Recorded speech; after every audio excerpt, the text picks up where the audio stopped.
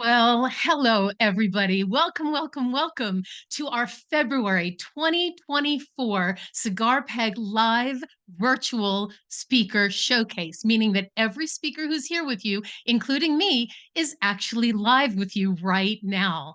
I am Carolyn Strauss. I'm a professional MC, and I am honored to be your guest host for this event as Ed Rigsby is behind the scenes today producing this wonderful program. In fact, he was invited to produce the Oscars next week, but he actually told them that he was busy producing this, so he couldn't make it for this. But he is behind the scenes with us. Now, all five of the professional speakers in today's showcase will become nominees for the 2024 Virtual Speakers Hall of Fame. And you, because you're here, get the opportunity to vote for them at the end of this year. Each of these speakers would love to connect with you, and you are encouraged to reach out to any of them directly. And at the end of today's showcase, you are in for a real treat. Dale Irvin, the one and only professional summarizer and an inaugural member of the Virtual Speakers Hall of Fame, will give us a summary of this entire showcase. You don't want to miss that, so stick around until the very end. So let's get started with our first speaker. Our first speaker is Lori King Taylor. Lori brings a wealth of experience in leadership and enhancing organizational effectiveness. With over 2 decades of experience and certification in a range of assessments, Lori can help any team go from unhealthy conflict to productive conversations. In addition, Lori is currently pursuing her PhD at Auburn University. So please welcome to our virtual stage the very smart Lori King Taylor. Thank you so much, Carolyn. I am a visionary. I love looking into the future to see what could be. How can I grow my team and the company? What are we doing well? What could we do differently? I'm also someone who loves to process new ideas with my team. And to me, processing those ideas means I do not know all the answers. And no, I have not thought through every detail or what all the risks are. That's what we're going to do together in our team meeting. In my earlier roles in corporate America, I would stroll into meetings giddy with excitement over some new ideas and plans, only to have Bob throw a wet blanket on all my ideas. You see, Bob was the spoiler of all my dreams with all his, "Where's the money coming from?" or "That's impossible," or "Too much risk to move in that direction." Good grief, who did he think he was? I mean, we would have never put a space shuttle into orbit if Bob had been on that team. I hated to see him in meetings. I could go from being upbeat all morning to utter despair just hearing his name. Oh, and his name for me, Pixie, short for pixie dust. We were in constant conflict. Now, when I ask my clients what they hear when I say conflict, I often hear words like anger, contentment, argument, turmoil, and friction. So let's look at that word friction. Friction is typically thought of as a resistance or opposition. Friction can be, however, a positive force in various contexts. One example is in the field of physics, particularly mechanical engineering and transportation. Consider the friction between the wheels of a car and the road surface. While friction may seem like an obstacle to smooth motion, it's actually essential for the car's ability to accelerate, decelerate, and maintain control.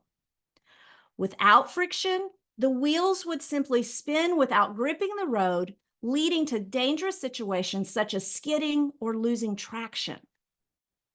In this example, friction serves a purpose, a positive purpose, by providing the necessary traction for vehicles to move safely and efficiently.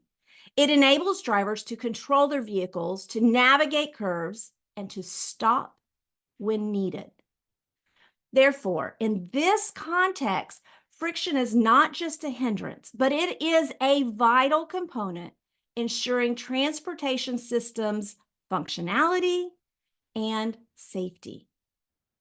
So, how do we take our teams from negative conflict or negative friction to positive conflict, positive friction? We get to know our people. We build trust. When I took a step back and learned more about Bob and his role, I began to see Bob in a different light. Bob is an analytical, an internal processor, and yes, a perfectionist. Bob, he would never come into a meeting like I did with ideas if he hadn't worked out every detail. Okay, let's be honest.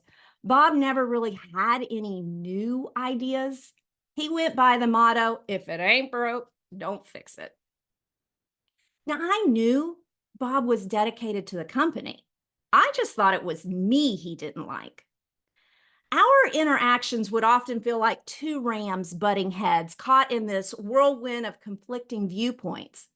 But then something remarkable happened. We learned to appreciate each other's strengths, and we forged this bond built on trust and mutual respect. You see, I learned that without the friction that Bob brought to our meetings, we would miss some critical details about projects.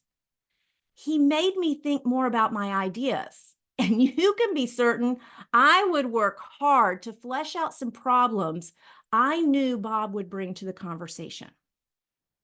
Our leader, he knew how to get the best out of each of us. He taught our team how to appreciate what each of us brought to the table, and he allowed discourse for the sake of movement.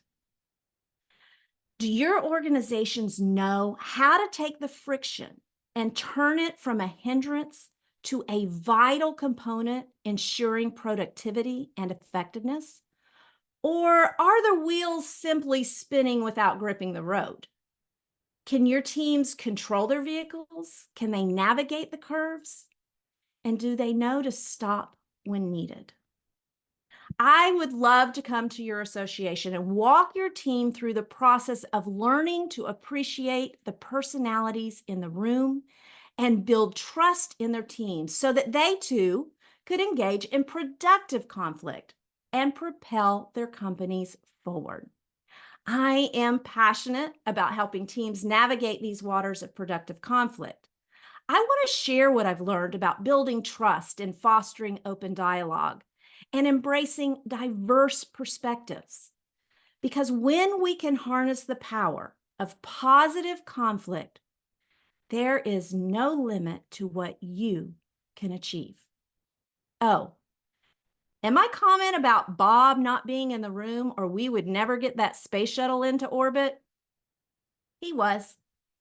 And if it weren't for productive conflict, if it weren't for friction, we would have never slipped the surely bonds of Earth. Thank you. Thank you so much, Lori. That was great. And I'm thinking about productive conflict. Wow, what a concept. I mean, imagine how everybody can use that in their personal life as well. Thank you. That was great. Okay, next up is Annie Meehan. Annie is a mental wellness and communication expert who helps organizations build healthy cultures. Here's Annie.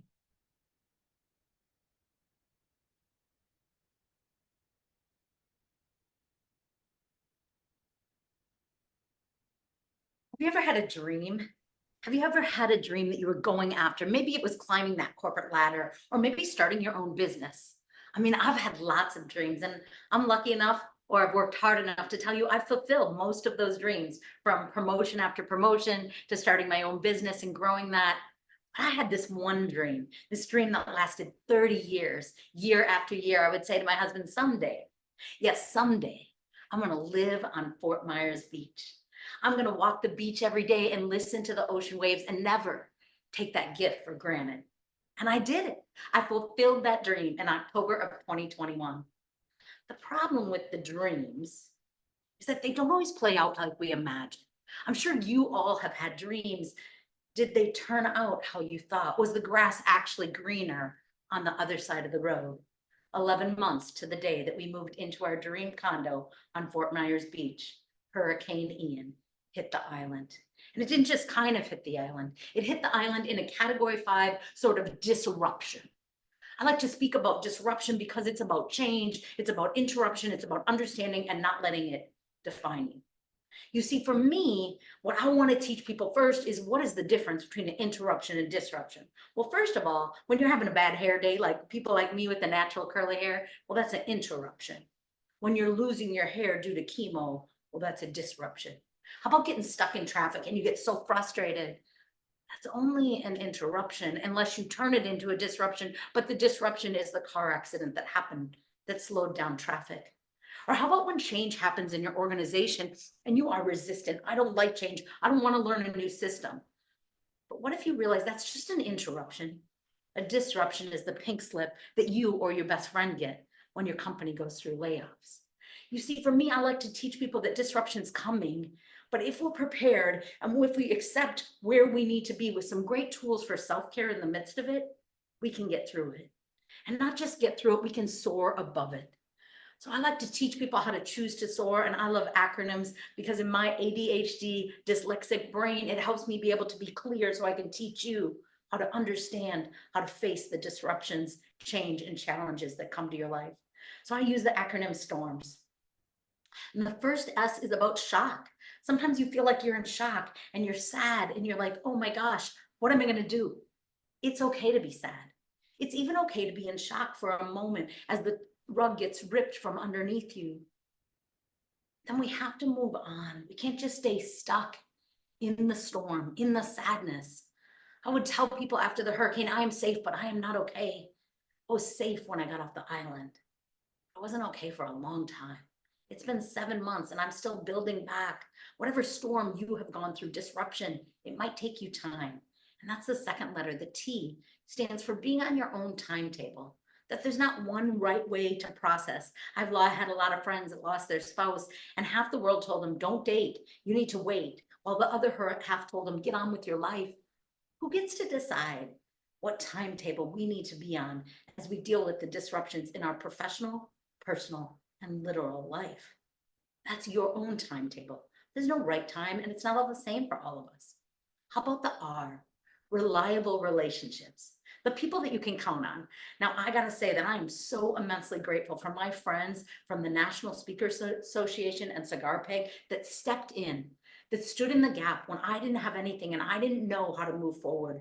The people that show up when you go through those disruptions. I remember I worked for a financial institution and I was there for 9 years, 5 promotions. And during that time, I remember that even though I never got laid off during the 3 sets of layoffs, watching my friends lose their job, being able to surround them, sit with them, pour into them and say something better is waiting.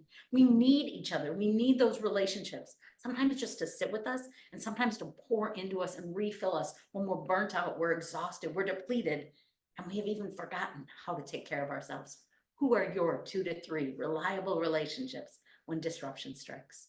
How about the O? The O is about keeping an open mind. It's about keeping your mind open to the lessons you can learn, to the things you're not seeing, to the good in the midst of the darkness. Now, when I walk on the beach, if I look to the left, I see the ocean waves. Yesterday morning, I was walking at 6:30 in the morning, and there were 2 dolphins wrestling. But if I look to the right, it's still devastation and destruction. One thing I know about our mind is it's so powerful. And when we look for it, we will always find. So we have to pay attention to what we're looking for. Are you paying attention? Are you keeping your mind and your heart open to the good in the midst of the hard, to the healing in the midst of where we could get stuck? And the M's about a motivated mindset. A motivated mindset is How do you keep your mind motivated? So I talk about what's in your medicine cabinet. Is there drugs? Is there alcohol? Is there caffeine? Is there Advil? How do you get through the day? Or is it music and movement and laughter and people you love? Is it the good things in life? Is it celebrating the little moments and the big moments on your journey to getting to where you want to go, to fulfilling your dream professionally or personally? And the final S is about soaring. A lot of times people will say to me, Annie, I'm a survivor, I'm going to thrive. And those are good. I'm not saying anything bad about them.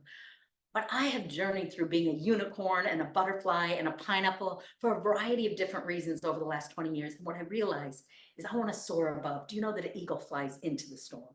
I hope you will join me in choosing to soar. I'm Annie Meehan, and I'd love to work with you. Thank you so much, Annie. That was great. I've never thought about the distinction between disruption and interruption before. That was pretty amazing. Thank you so, so much. Okay, now get ready for a treat. Please welcome to our virtual stage, the mental health comedian. Love that, Mr. Frank King. Thank you very much. Thank you. I speak as a mental health comedian on suicide prevention as a workplace health and safety issue. I also do clean corporate comedy, oftentimes at the same event. I recently did an event for an MPI chapter in Florida, and they wanted me to do the top 10 silliest things that a meeting planner ever said to you. Here are my favorite 3. Number 1, you're going to be performing during the meal. No, I'm not. Number 2, you're going to be performing behind this ice sculpture. Look, I don't go diva very often on anybody, but if I know something's going to torpedo the show, I'll go diva. I said, no, we have 2 choices. We can wait for the ice sculpture to melt and then I'll go on, or we can move the ice sculpture.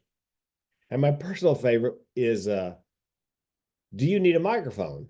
No, I don't need a microphone. I've heard it before. I think the audience would appreciate it. Every now and then I get a little pushback on my fee as a corporate comedian. We're paying you how much for 45 minutes of just jokes? No, 1, you're not paying me for 45 minutes of jokes. You're paying me for 7 years of beer bars, pool halls, and honky tonks, and drunk idiots screaming, tell us some jokes we can dance to. Okay, here comes the slow one, you can slow dance. You're not paying me for the 45 minutes of jokes I tell. You're paying me for the 45 minutes of jokes I don't tell, and the wisdom to know the difference. And 3, my job is to make sure that when I get done with my job, you still have a job. You know, that kind of resonates with the meeting planners. I do conventions. A couple of my favorite, every industry that I've come across has an inside the ballpark joke. For example, I did a group of ophthalmologists and optometrists, and their favorite inside the ballpark joke is this. Here's my impression of an ophthalmologist or an optometrist making love. How's that? How about now? Better? Worse? 1 or 2? And if you've never worn glasses, ask somebody, because that's funny. My personal favorite, though, morticians. I did the Selected Independent Funeral Homes International Meeting, the darkest sense of humor. I got a call from the meeting planner about a month ahead of time. She goes, Frank, what do you call your funny, motivational, inspirational speech for morticians? Bear in mind, I was kidding. I said, I call it thinking inside the box. They liked it so much, I had to do it.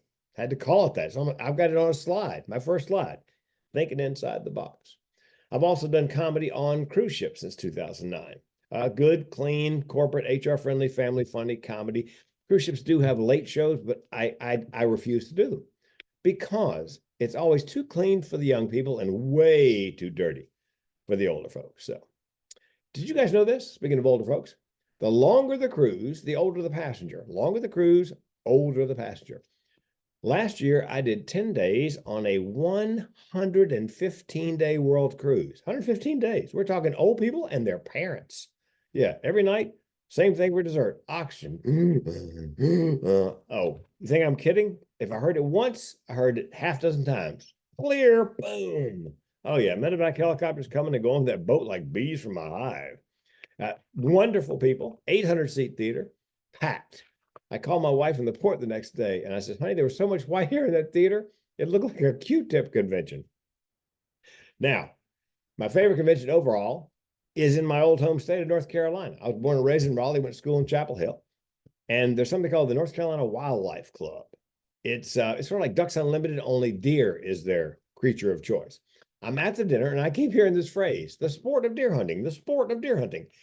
And so I opened up my show by saying, do you guys really think deer hunting is a sport? And they're all nodding yes. I said, okay, I'll bite.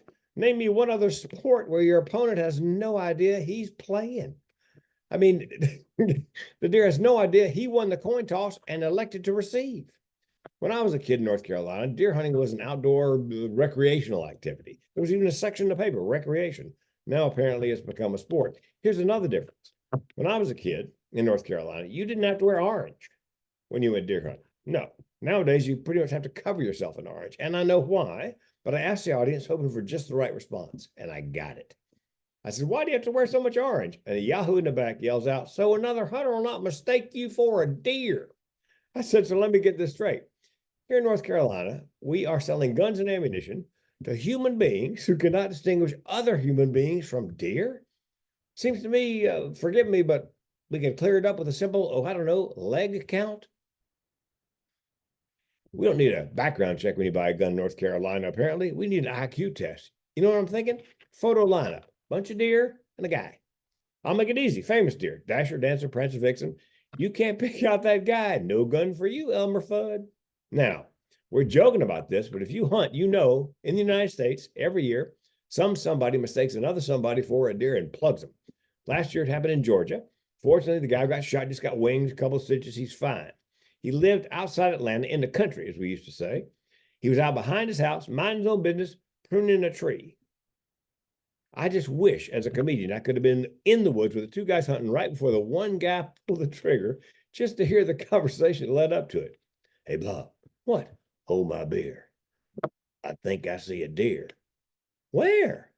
On that ladder. What's he doing? Looks like yard work. Boom. Now, the only other difference I can find between deer hunting when I was a kid and deer hunting now is they now have chemicals you can buy to enhance the chance of bagging a buck. I met a woman whose son lives in Tennessee, and he hired scientists to duplicate the smell, apparently, that female deer give off when they're in heat. And he put that in an aerosol spray can, which, by the way, is why I love America. Yeah, we got no cure for cancer, but we got deer wee-wee in an aerosol can. And he says on the can, attracts the buck, which it does. What it does not say, what I think it should say, should be a federally mandated warning on each and every can. Caution, this here is a concentrate. It will not only attract the buck, it's going to send him into a romantic frenzy. Now listen, if you hunt deer, email me or text me or Facebook message me and tell me that I'm wrong about this. I think the idea is you're supposed to spray it around where you are waiting on the deer, and I'm guessing, hope to goodness you kill him with the first shot. Because I got news for you. If I miss, I'm using that second round on myself. Yes, I don't think Rudolph, after getting a face full of this aphrodisiac, that big buck's going to take no for an answer.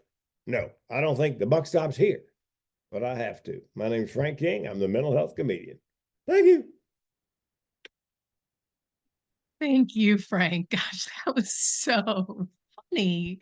See, this is why you are the clean comedian. We love that about you. And you did a lot of good for my mental health. So thank you, darling. My pleasure. Okay, of course. Okay, next. Have you ever pondered what holds us back from achieving our grandest visions? Our next speaker has delved deep into this question and believes he's found the answer. A flock of chickens? These metaphorical fowls symbolize fear, negativity, and self-doubt. He's empowered dreamers worldwide to conquer their poultry-inspired obstacles and pursue their boldest aspirations.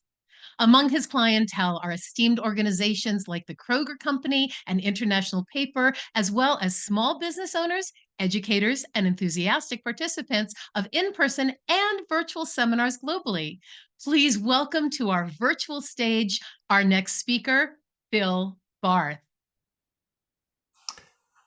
1988. Day started out, it was a summer day like any other day. But I didn't realize on that particular day, I was going to learn one of the great lessons of life.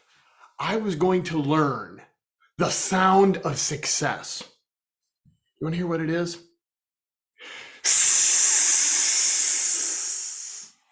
Allow me to explain. On this particular day, I'm in my cubicle. I should be programming the computer, but I was daydreaming about a coworker. Her name was Beth. I thought, oh, that long silky hair, those beautiful eyes, that smile, why, I ought to ask her on a date. As soon as I had that thought, out popped one of those chickens. Are you kidding me? She is out of your league. She was. I mean, she's beautiful. She was. And you are a geek. I was. I can laugh about it now, but in 1988, I was a computer geek whose life was run by chickens like fear, negativity, and self-doubt. But that day, in my cubicle, I said, I am going to analyze my life with a spreadsheet. I built a really cool spreadsheet, and I learned that I have been given on this earth, at best, 32,867 days. I then deducted the number of days I'd already spent on the planet with chickens. I came up with a remainder of no more than 23,509 and 1/2 days. It was a half day because I finished the spreadsheet at noon. I said, this is all I have left. This is a call to action. I have to take action now. So I stood up and I marched straight over to the coffee machine. And while I was having that cup of coffee, guess who showed up? Nobody. Did you think I was going to say Beth? There is no big, bold, brilliant idea delivery service. If you want to achieve it, you have to take action. And as I stood there at the coffee machine, I realized I had two choices. I could go forward to her cubicle, take a chance, and ask for a date. Or I could go back to my cubicle and spend the rest of my life surrounded by chickens, including the worst chicken of all, regret. Oh, isn't that a terrible chicken? Coulda, shoulda, woulda, if only I had taken a chance. And it was the fear of regret that moved me forward to her cubicle. I walked up there, I put my arm on her cubicle wall because that looks cool. It's a wonder I ever had a date. I said, if you're not doing anything Friday or Saturday, oh, Friday or Saturday, that's the weekend. You know she's going to have plans.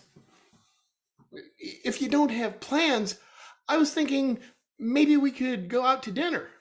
Go out to dinner? That's too formal. You should have said get a bite to eat. You know, get a bite to eat. You like to eat, right? Oh my God, you called her fat! The chicken had me at the end of my rope. When you're at the end of your rope, you must hold on to your big, bold, brilliant idea. I said, or maybe next Tuesday, we could play tennis after work. She said, yes. I was all cool, like, it's a date. I walked around the corner and said, I've got a date. I wasn't the only one who had a date. That chicken had a date with the deep fryer. That was when I learned what the sound of success was. But my learning didn't stop there. I learned two more things that day. Number one, you need to be afraid of the right chicken. You know, a lot of times these little chickens that we think we're afraid of are nothing. Some of them even don't squeak right. You need to be afraid of the big chicken, the one I like to call the red rooster of regret. I'm going to play him for you. He's nasty.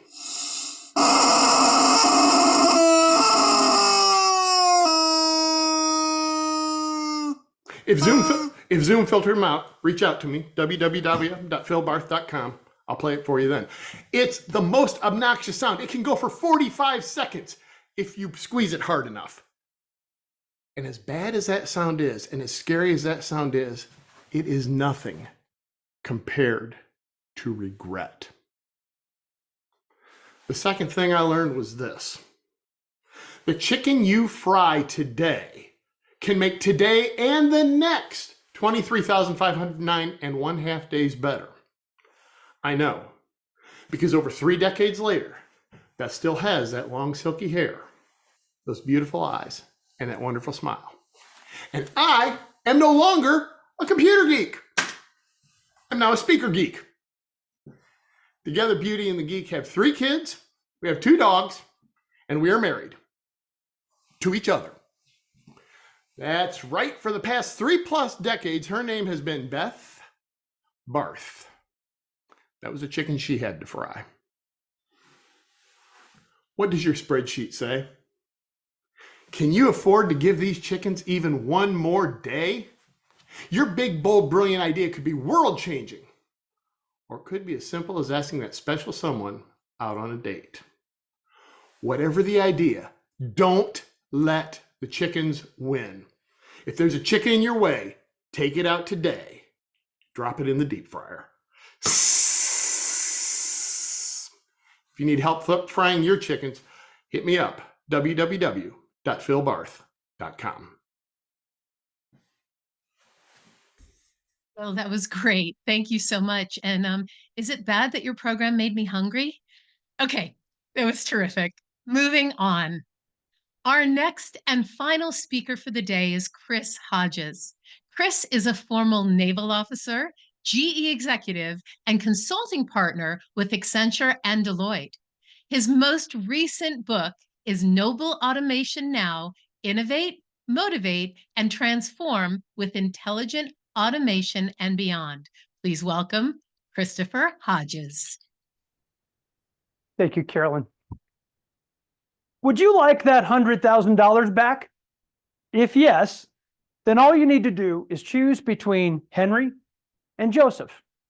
As leaders and team members in business today, facing AI and automation, the biggest technology disruptions in 100 years, the choice Henry or Joseph is critical. It can mean the difference between productive, engaged employees or non-playable characters accepting paychecks. In fact, the choice between Henry and Joseph could well mean the difference between your success or your failure. So who are Henry and Joseph? Henry David Thoreau, the celebrated 19th century writer, is best known for his book Walden, written while Thoreau lived alone in the woods by a pond. One of his most poignant insights was that the mass of men and women live lives of quiet desperation. He arrived at that conclusion after watching far too many people do their jobs and live their lives with little or no enthusiasm or excitement, yet quietly wanting more, much more.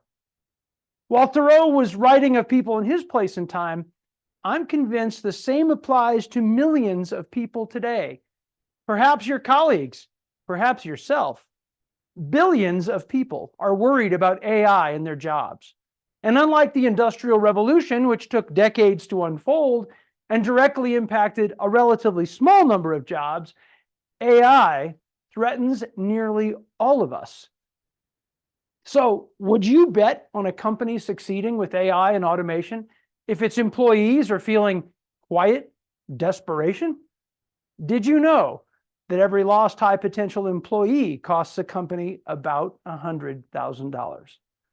So perhaps you'd agree that unless we all want to move to the woods and study nature, we have a problem. So roll forward 100 years past Walden, and another man, Joseph Campbell, wrote his book called Hero of 1,000 Faces. Campbell was a leading mythology scholar who, after studying thousands of global myths, discovered a recurring pattern. Today, we call this pattern the hero's journey. It's a circle. The hero's journey is quite common in movies and books, but it is much more important in the lives of real people, you and me. You see, what Campbell realized is that the myths are just exaggerated, fanciful projections of real life. The heroes and their incredible feats are just outsized versions of ourselves and our real challenges. The scale may be different in something like Star Wars, but the pattern is the same. So what is the hero's journey? Well, it's in three major parts, and it begins with departure. And departure starts with a normal person living a normal life, not particularly happy, not particularly sad, but in the wee small hours of the morning, he or she is haunted, not by a ghost, but by a deep longing for excitement, for growth, for meaning. And then something happens, an event out of the ordinary, which jolts the hero with a glimpse of another world, bold possibilities, the call to adventure. And though the opportunity is real and the hero is initially excited, he hesitates in fear and he refuses the call.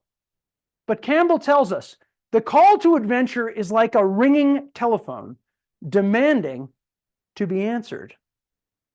So at about this time, a mentor arrives who helps the hero understand the new world and the hero's place in it.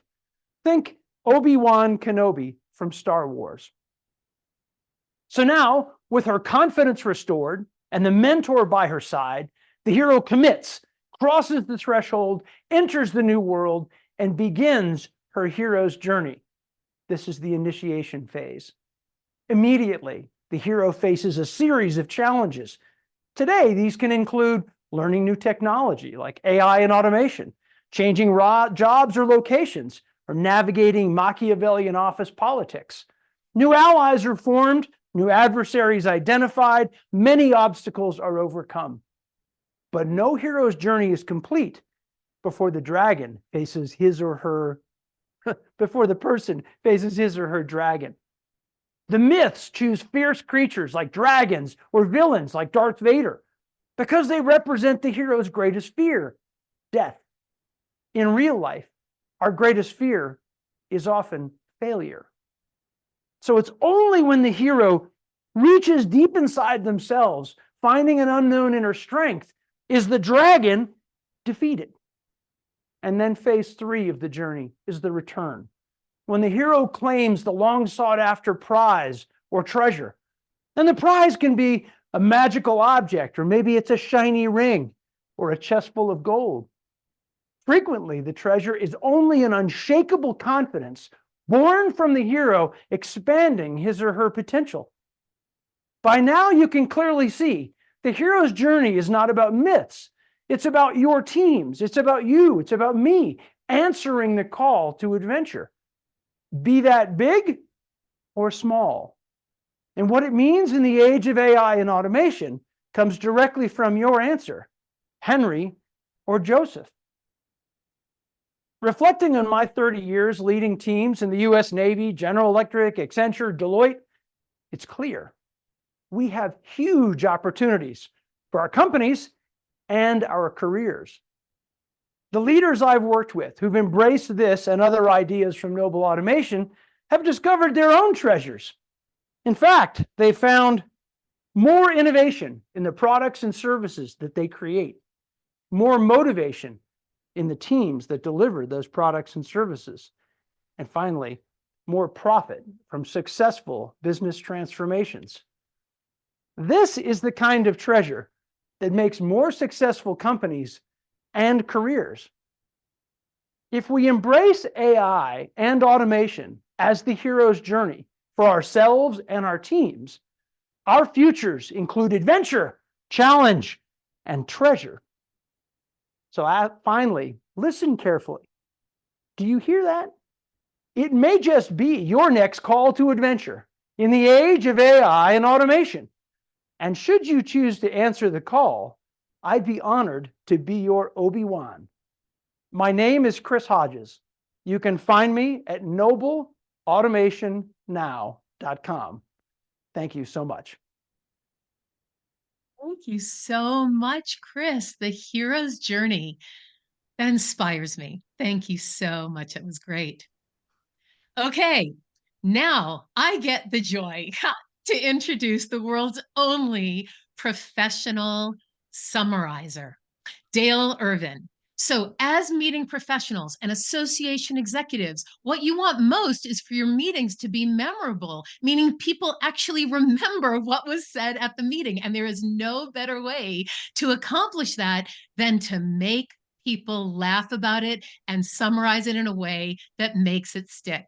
Well, no one on the planet does that better than my partner on our podcast, Another Day Above Ground, the amazing Dale Irvin. So here's Dale to give you a sample summary of what we heard today and what he can do for your meeting. Thank you, Carolyn. I don't think I've ever received an introduction quite so eloquent. So thank you very much for that. And of course, the check is in the mail. Folks, thanks for sticking around to the end. Let me tell you what I do. I go to your meeting. I listen to all of your speakers. I attend all of your events. And then periodically throughout the day, I will report back to them with a summary in the form of a comedy monologue that I've written on the spot. That being said, here is what you should have learned today had you been paying attention, because I took notes through everybody's presentation. We started with Lori King Taylor, who said she is a visionary who looks to the future. It's kind of like how I spent my junior year in college, just visioning things. And then she said that Bob ruined all of her dreams. Sheesh, Bob. See what I did there? That was pretty funny. All right. And then Bob called her Pixie, and she corrected him, said, no, it's pronounced pixel. And then friction. Friction can be a positive force, long as it doesn't hurt. And you need friction for vehicles to move, except, of course, dog sleds or luges. You want very little friction there to slow you down. And that Bob is a perfectionist to the point that his name spells the same forwards and backwards. So always look for that. And finally, without Bob's friction, everyone would be slipping and sliding, and the space shuttle never would have made it to Mars. That's what I heard. All right. Our next speaker, Annie Meehan. Annie said, have you ever had a dream? Yeah, I call them nightmares, sometimes night terrors, but yeah, I've had dreams. She said 11 months after she moved to Florida, the hurricane destroyed her home. And then she talked about interruption and disruption. Interruption is when you have curly hair and it's humid and it all frizzes up. And disruption is when your hair falls out due to chemo. And then, of course, there's eruption, where your hair just shoots out of your head for no reason at all, one by one, and never comes back. And then she had the storms anagram, the STORMS, and the S stood for shock, or you want to become shock proof. And the T stands for time. And if you want shock proof time, you want a Timex. Takes a lick and keeps on ticking. And then the O, I missed that one. The R is relationships. M is motivated, and S is soaring. So don't hurt yourself, or you'll be sore. I'm sorry, I couldn't read my own writing on that. Sorry about that. But then we heard from Frank King, very, very funny guy.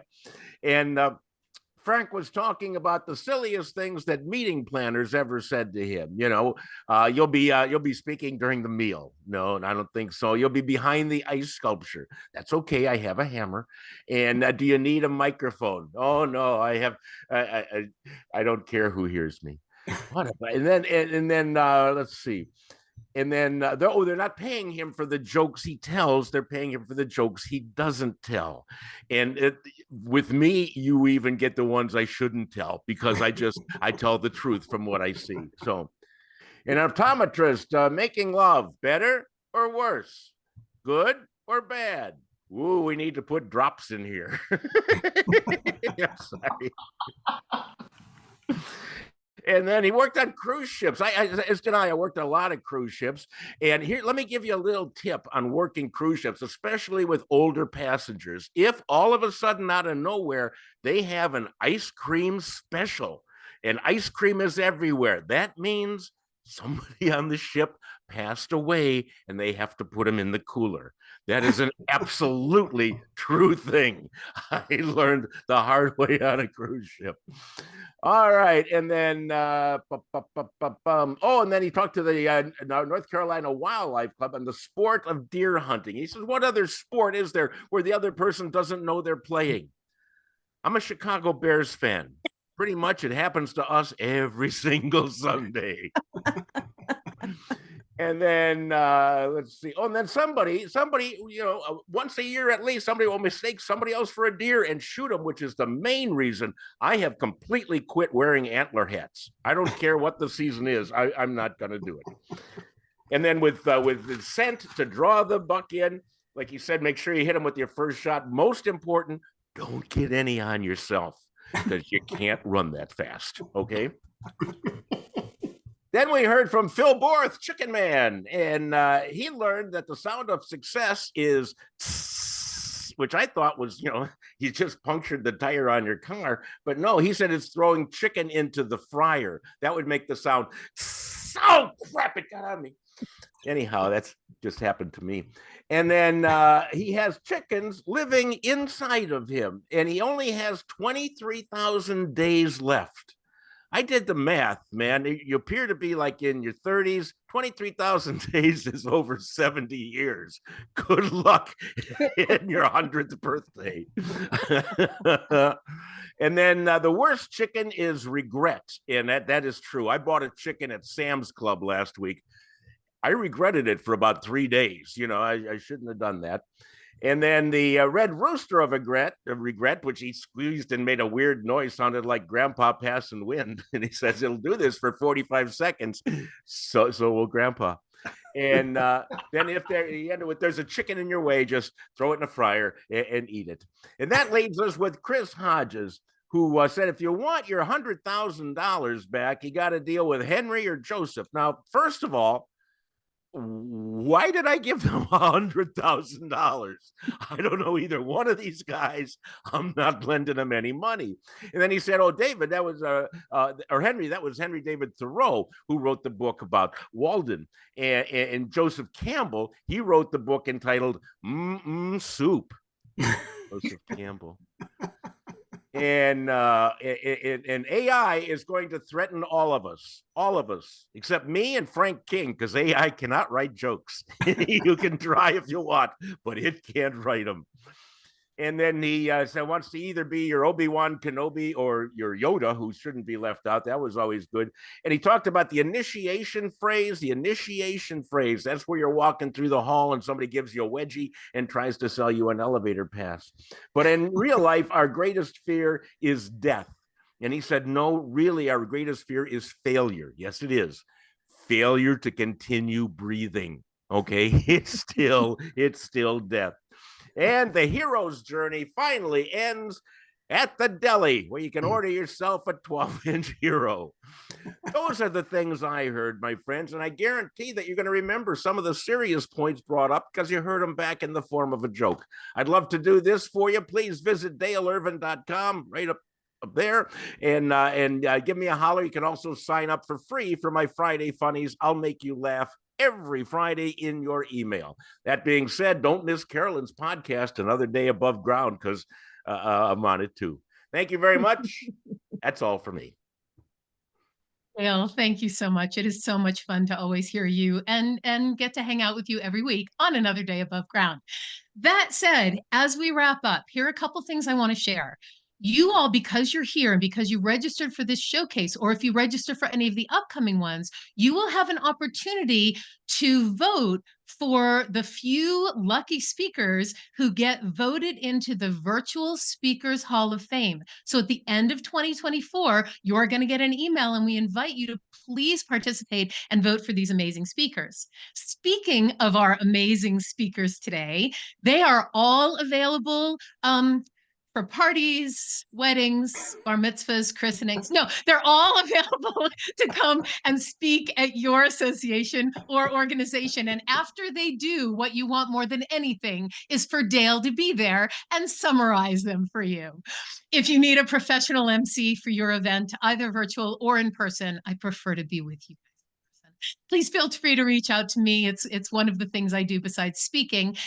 And as for our amazing Ed Rigsby, who is here at the wrap up, Ed will be back on our next showcase, which is on May 23rd. So put that on your calendar and make sure you go and register to hear some more amazing speakers on May 23rd. That said, go out, find something that makes you happy today. I'm Carolyn Strauss for the Virtual Speakers Hall of Fame. Have a great day.